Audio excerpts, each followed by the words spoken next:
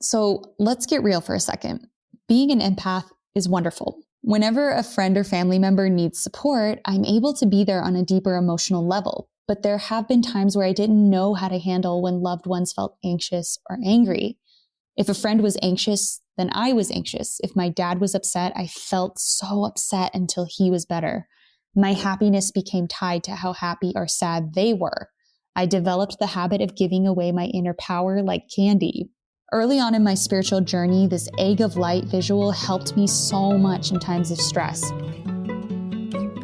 Many people want to navigate life with peace and joy, but struggle to connect to their intuition. They find themselves overwhelmed, burned out, and frustrated. My name is Francesca Phillips, and I'm obsessed with spirituality and psychology and how the two can intersect to help you live a successful and intuitive life. I believe each of us can accomplish amazing things through balance and healthy habits instead of burnout. Consider this your go-to resource for where spiritual wellness and mindful productivity meets practical wisdom.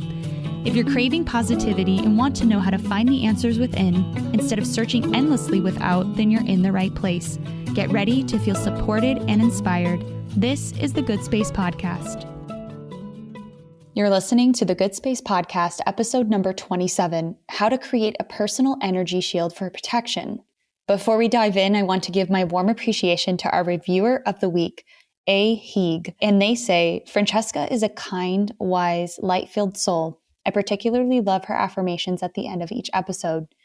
Thank you so much, Ahig, for sharing your kind words. I'm so happy you're part of the Good Space community. If you want to be highlighted in an upcoming episode and help further the mission of the Good Space, make sure to subscribe and give us a review on Apple Podcasts, so I can then highlight your review in an upcoming episode. It only takes a minute. You can pause the episode and come right back. Make sure to screenshot this episode on your phone and tag us on your Instagram story at @FindYourGoodSpace, #TheGoodSpace, to let me know that you're joining in today, as you know that I love to share those screenshots on our stories too.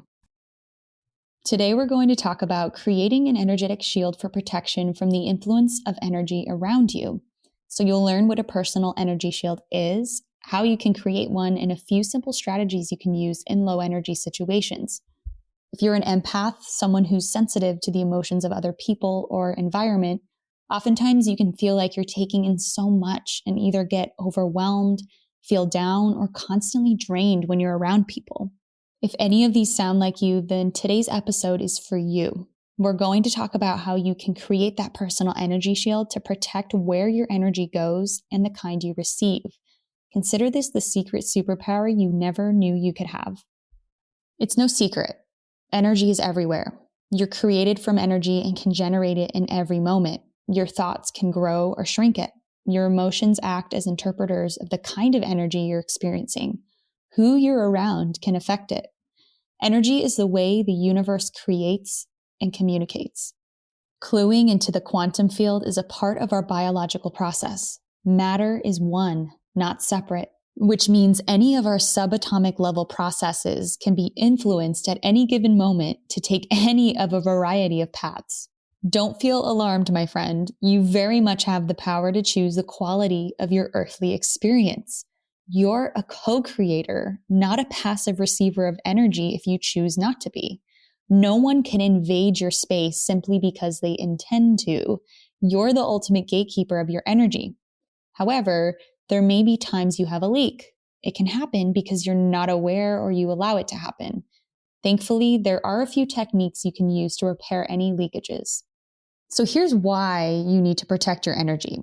As a general rule, it's helpful to practice raising your energy every day. If you didn't listen to episode 25 on what it means to be in vibrational alignment, make sure you listen to that for some tips on how to stay consistent in that vibrational frequency.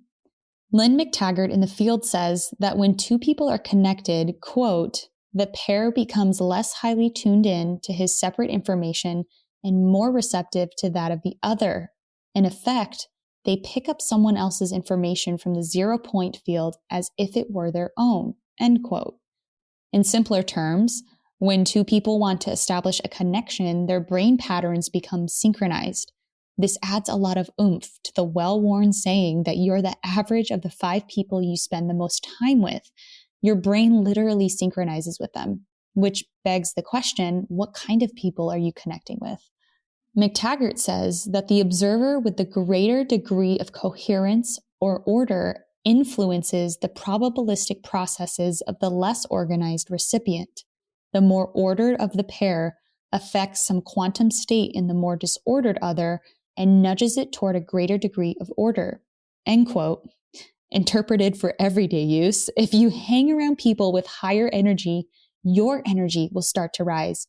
If you start to feel lower energy or emotions when you're around someone, that's by choice. Higher energy always converts the lower, not the other way around. It may seem scary or overwhelming to know how to start claiming your energetic power. It's often why most people live life going through the motions. They'd rather be acted upon so they don't have to exert the effort needed to live a vibrant life. But don't let the gap between where you are now and where you want to be scare you. Even if you expand your energy inch by inch, those inches equal the expansiveness of eternity. You don't need a mile's worth of progress to protect your energy. You only need a willingness and a few trusty tools. So let's get more specific about how you can start preventing or blocking unwanted energy. William Broad, a researcher quoted by McTaggart, found it was possible through psychological shielding strategies to block or prevent influences you didn't want. Similar to Joan Borsenko's idea of having an egg of light, Broad said, quote, you could visualize a safe or a protective shield or barrier or screen which would prevent penetration of the influence, end quote. It's like a little cocoon of light that dissipates unwanted energies at its borders. In one of Broad's studies, he asked participants to shield themselves against the influence of two of the experimenters. You can read more about it online or in the book The Field, but essentially at the end of the experiment, those who shielded had far fewer physical effects. So let's talk about 3 shielding techniques that I really like. The first one is the auric egg exercise, and that's AURIC, egg exercise. That's an easy exercise that involves light visualization and aligning chakras. You breathe in and visualize expanding a warm light to your different chakra centers, and by the end, feel expansive and calm. This is probably my favorite shielding exercise when I need an energetic boost. I have a link to the full process in the show notes, so if you want more details on that, you can see that there. The second shielding technique is the secret of the golden flower. It's a meditation technique that David Paul Kirkpatrick created from the papers and commentary of Carl Jung, who's a psychologist. Kirkpatrick describes the secret of the golden flower as an ancient esoteric treatise that was transmitted orally for centuries before it was ever written down. It formulates a particular kind of meditation involving the circulation of the light. It is not only the radiance found in the sun and moon, it is also the luminosity in our eyes. So again, if you really want to check out the nitty-gritty details of this, go to our show notes. It's actually a pretty lengthy post with like diagrams of posture and where to focus your eyes. So actually explaining it all word for word here would take forever. But yeah, it's just basically like body postures, meditation, and it's really, really nice. So for number 3, the zipper of light is what I've called it. I don't know if this is what it's called, but this is a technique that Angie Fisher shared with me when I interviewed her on the podcast. And she is episode 24, how to build an energetic energy shield and protect your power. It's not the only thing we talked about in the episode, but this particular part I thought fits so well right now. And she practices this every night before bed and throughout the day when she's in low energy situations. So you can use this method as a way to protect yourself when you know you're going into a situation that may not have the best energy. So if you have a networking event or a work call or even a family situation where you know, okay, I don't know if the energy is going to be that great, so let me do this practice. So step 1 is you imagine you have a shield around your energy field, like a solid ring of light being zipped tight around you with no holes in its boundary. Step 2, say to yourself, release anything that may have latched onto me, that I have taken on, that's not mine and that doesn't serve me. Release it back to be recycled for the greater good. And then step 3, say to yourself, please bring back to me anything that I may have lost for today or disconnected or for some reason is not in my energy field, and bring it back to me and make me whole and complete, or whatever feels good to you. So I did create a download for this specific technique for Angie's episode. So if you want that, I will also link it in the show notes, and that way you can use it to look at to keep this practice close and to know what to say. It's really awesome. I've been doing it before bed, and it's really helped me to feel more centered and just calm. So all of these are great tools to have handy if you're an empath or need to strengthen your light when you know you have to deal with a difficult person. Most times we can't orchestrate the energy in every situation we're walking into, but we can prepare and make our light so strong it converts any low energies we come across. If you practice these daily for 10 minutes, you'll find yourself feeling more expansive and able to allow unwanted influences pass right through. So let's get real for a second. Being an empath is wonderful. Whenever a friend or family member needs support, I'm able to be there on a deeper emotional level. But there have been times where I didn't know how to handle when loved ones felt anxious or angry. If a friend was anxious, then I was anxious. If my dad was upset, I felt so upset until he was better. My happiness became tied to how happy or sad they were. I developed the habit of giving away my inner power like candy. Early on in my spiritual journey, this egg of light visual helped me so much in times of stress. I'm a visual person, and so when I entered a situation with anxious energy, I would just envision this egg of light gently enveloping me and breathing its comforting effects into me. And even as someone talked, I imagined a divide between us where their toxic energy dissipated as it hit the egg's barrier. It was such a calming presence and visual in an otherwise really stressful situation. At first, it was hard for me to keep it going, but with practice, I got stronger and stronger until I learned to detach from someone else's state of being completely. 10 minutes of daily meditation really helped me with this too.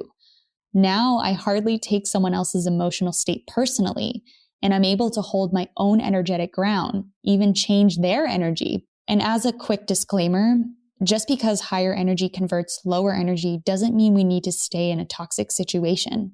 It's smart to remove toxic people from your life as much as possible, whether that's someone who's not a good friend or an employee who kills company morale, but there are certain relationships that aren't so black and white. You wouldn't want to get rid of your mom or husband if they're going through a rough patch, or you may have completely toxic parents and want to find a way that they can stay in your life. So you work to create boundaries with them. And everyone is at a different place in their journey and maybe further behind than you. But if you keep your energy high and focus on your own well-being, then you'll inspire those around you more than you know. After all, our collective goal is to walk each other home, as Ram Dass says. So this week, I challenge you to pick one of these exercises, the auric egg exercise, or the secret garden of the flower, or the zipper of light. And I want you to practice it at least once, whether when you wake up or before you go to bed, and just feel what it's like to envelope yourself in that visualization of light. And anytime you know you're going into like a toxic situation or you're going to talk to someone who has lower energy than you, use this to prime yourself and to protect yourself beforehand. And let me know if it helps or if you see any results from it. I hope you have a wonderful week. Now it's time for an affirmation. I intend to be an energetic, bright light to everyone around me and release anything that isn't serving me.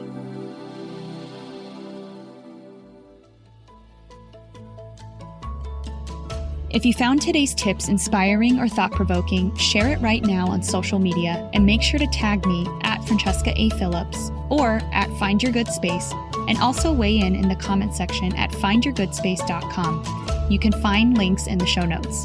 And if you have a spiritual or mindfulness problem that you want me to unpack on an upcoming The Good Space episode, or an awesome manifesting story you want to share, give my podcast phone line a ring right now at 917-719-0867. Also, don't forget to download my free morning routine guide. It's what helped me reduce my anxiety, increase productivity, and so much more. The link to everything I mentioned is in the show notes. See you soon.